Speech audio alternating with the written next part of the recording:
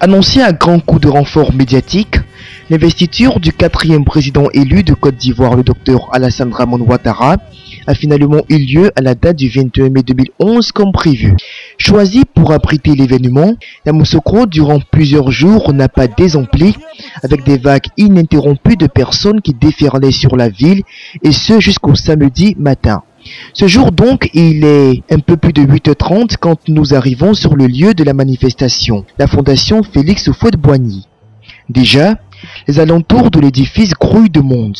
Des milliers de personnes impatientes de voir le vainqueur de la présidentielle de novembre 2010 être consacré définitivement à la tête du pays. Pour cela, certains se sont privés de repos depuis la veille pour être présents, comme ces personnes que nous avons interrogées. On est venu ce matin pour l'investiture du docteur Alassane Dramane Ouattara. En tout cas, la joie est grande. Depuis quelle heure vous êtes là? Moi, je suis là depuis ce matin. Depuis quelle heure exactement? Depuis 4h30.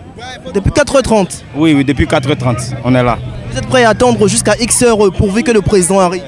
Ado, vraiment, je sais pas, on l'adore. N'importe quelle heure, on est là aujourd'hui, on l'attend. On l'attend. Bon, il ne sait même pas quel sentiment il peut exprimer. Je suis très heureuse. Quoi. Cela, ça fait combien de temps déjà?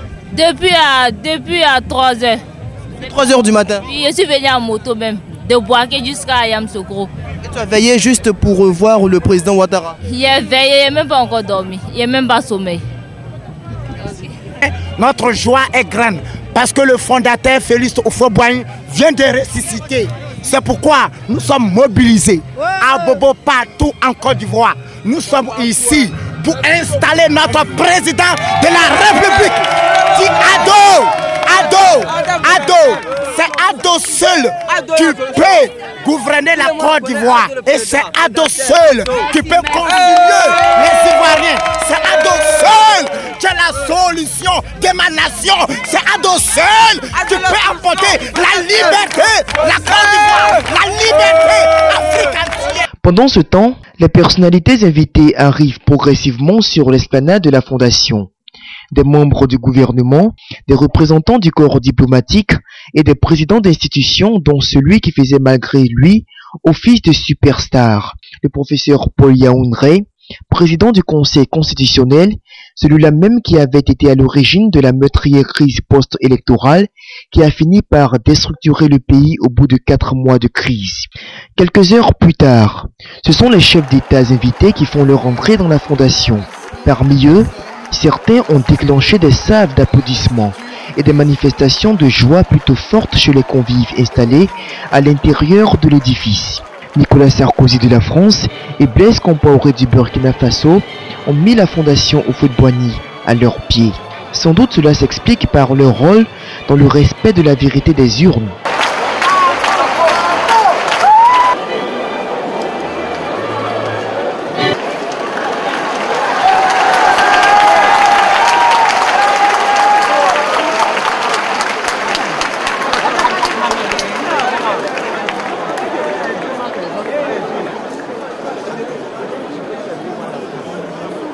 Président de la République qui salue les présidents des institutions.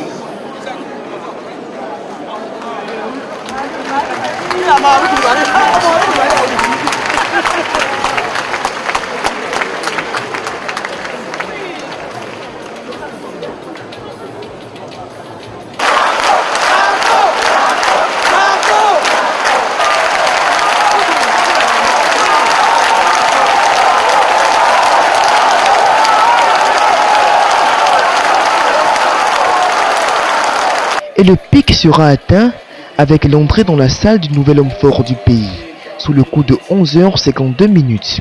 Alassane Ouattara sera fortement ovationné par la foule qui lui manifeste toute sa sympathie. Président de la République de Côte d'Ivoire.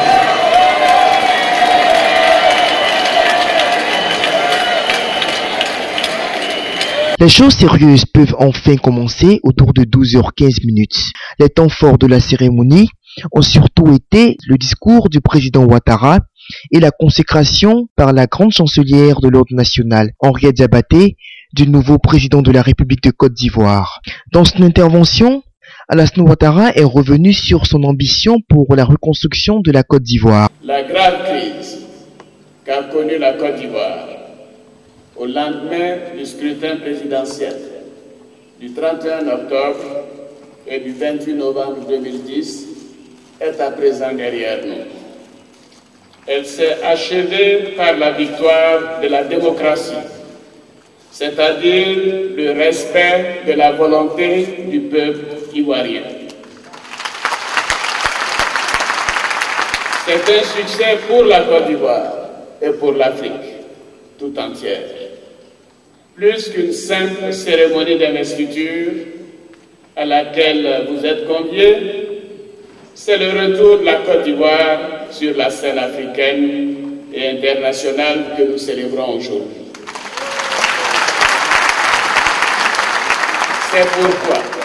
C'est pourquoi, au moment où j'accède aux plus hautes charges de l'État, j'exprime mon infinie gratitude au peuple ivoirien qui m'a choisi pour présider à ses destinées.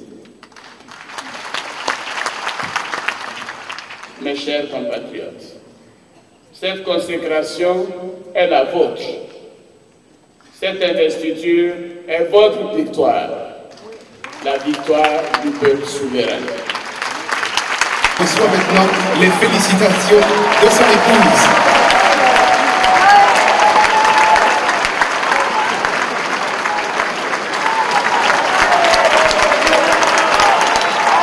Le couple présidentiel.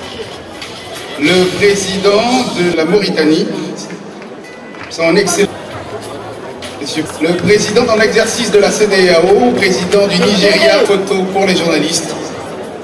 Le Niger. Denis Sassou Nguesso, président de la République du Congo. Hélène Johnson Sirleaf, présidente du Libéria. Un moment poignant, un moment important. Le chef de l'État qui pose avec l'ensemble des personnalités qui lui ont apporté. Amadou Toumani Touré, sous vos applaudissements, messieurs, dames, s'il vous plaît.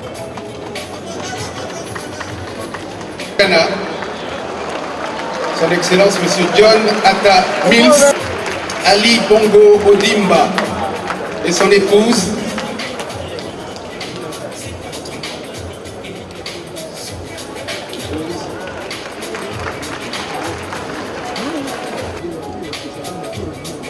le président de la Guinée, Conakry, Monsieur Alpha Condé, Mamadou Issoufou, Raila Odinga,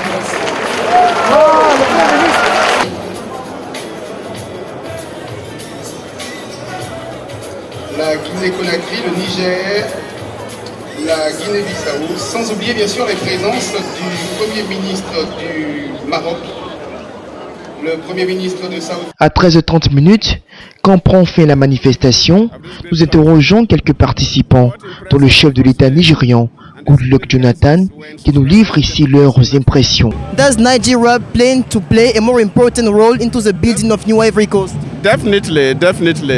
As a sub-region, the West African sub-region, we must work together, not necessarily in the political level, but also at the economic level.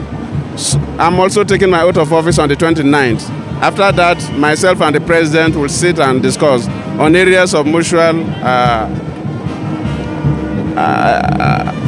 areas that we can help ourselves so that both countries will benefit, areas of mutual interest to both countries. We will continue to play some role. Voilà, quelles sont vos impressions après la consécration du mentor du RHDP? Satisfait de la mobilisation en particulier de nos invités. Je pense qu'ils sont venus dire leur confiance à la Côte d'Ivoire au chef de l'État Nous devons faire en sorte nous-mêmes de nous mettre au travail pour bâtir la nouvelle nation. Est-ce que vous croyez qu'aujourd'hui les Ivoiriens peuvent enfin espérer qu'avec le RHDP la solution est bel et bien là? Oh oui, tout à fait. Vous envoyez déjà les signes. Il y a Msokro qui revit et la Côte d'Ivoire certainement qui va renaître. Est-ce que c'est un sentiment de soulagement qui vous anime aujourd'hui? Un sentiment de soulagement, mais beaucoup d'émotions. Beaucoup d'émotions. Dans la salle, nous avons coulé les larmes. Parce que le président Ouattara a été élu par les Ivoiriens à la majorité écrasante de plus de 54% le 28 novembre dernier. Nous qui avons eu la victoire, on a été obligés d'être clochardisés dans un hôtel pendant des mois. Nos militants qui nous ont voté massivement ont été tués, massacrés, les biens pillés, beaucoup de destructions. Et jusqu'à Boaribo, à ce qu'aujourd'hui Ouattara soit investi, j'ai perdu de la salle, les larmes de joie. Mais c'est pour dire que la Côte d'Ivoire renaît. Et vous avez vu le nombre impressionnant de chefs d'État qui sont arrivés. Vous avez vu véritablement la qualité des chefs d'État qui sont arrivés, la qualité des présidents des qui sont arrivés. La Côte d'Ivoire est vraiment de retour avec le président Ouattara. Depuis le décès du président Houphouët-Boigny, c'est la première fois que William Sokro accueille ce genre d'invités, ce grand nombre de populations en qualité et en quantité. Je voudrais vraiment dire, vraiment avoir une pensée pied pour tous ceux qui sont tombés pour ce combat, mais dire que l'espoir est là. Il faut se resserrer les coups, comme l'a dit, se rassembler pour avancer dans la vérité, dans la justice, pour un développement meilleur pour la Côte d'Ivoire. Et qu'est-ce que vous attendez du nouvel homme fort du pays? Oui, lui-même il a déjà tracé les sillons avant même, et c'est pour cela que les Ivoiriens l'ont voté, ils l'ont élu, à savoir rassembler la Côte d'Ivoire, faire en sorte que la Côte d'Ivoire revienne sur les deux pieds comme avant, au temps de Houphouët-Boigny, pour que la Côte d'Ivoire retrouve sa place dans le Conseil des Nations. Ce que nous attendons, c'est que véritablement le président Ouattara fasse confiance à tous les Ivoiriens. Et il faut en sorte que la Côte d'Ivoire ne soit pas un pays de népotisme, un pays véritablement de régionalisme où les choix sont guidés, mais que, comme il a dit, sur le mérite, sur véritablement la volonté de rassembler les Ivoiriens pour aller de l'avant. Aujourd'hui, on est heureux et on attend beaucoup du président Ouattara. Les Ivoiriens, vous le voyez vous-même, sont conscients qu'ils ont à la tête maintenant un président travailleur, non pas un président qui a des palabres avec tous les chefs d'État de la sous-région, avec le monde entier, mais un président qui rassemble aussi bien à l'extérieur qu'à l'intérieur du pays. Vous étiez l'un de ces hommes de Dieu-là qui avait prédit à l'époque la victoire du président Ouattara. Alors Dieu a donc accompli ce que vous aviez dit? Oui, effectivement, c'est depuis 1999 que j'ai annoncé que Alassane Dramane Ouattara, quel que soit le temps que cela mettra, il sera président de la République de Côte d'Ivoire. Et je l'assume, très longtemps, tout le monde est au courant. J'ai fait des interviews et tout le monde est au courant. C'est depuis 1999 que j'ai annoncé que, quel que soit le temps que cela mettra, il sera le président de la République de Côte d'Ivoire. Et c'est ainsi que je suis arrivé pour son investiture, il fallait que je sois présent. Voilà la raison pour laquelle je suis venu. Vos impressions sur la crise, comment est-ce que vous avez vécu cette crise en tant que maire de la commune d'Adékoubé? Nous avons vécu cette crise de façon douloureuse. Nous avons perdu beaucoup de nos concitoyens, beaucoup de biens, beaucoup de matériel. Et aujourd'hui, cette investiture vient fermer définitivement la parenthèse. Une parenthèse douloureuse, une parenthèse aussi qui s'ouvre, une nouvelle page qui s'ouvre, une page d'espoir et d'espérance. Comme l'a dit le président Alassane Dramane Ouattara, après les pleurs, nous devons sécher nos larmes et regarder résolument vers l'avenir.